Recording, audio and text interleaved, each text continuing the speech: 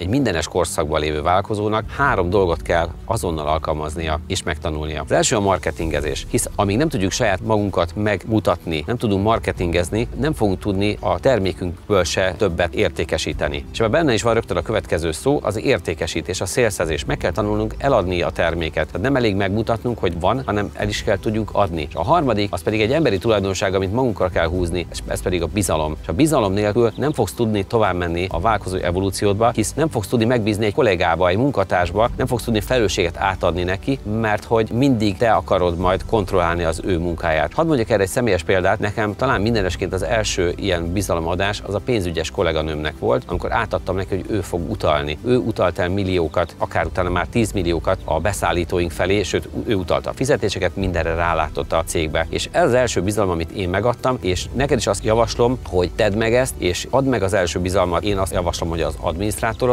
legyen egy pénzügyesed, vedd le ezt a válladról ezt a terhet, és ezáltal tud egy másik területen sokkal jobban teljesíteni.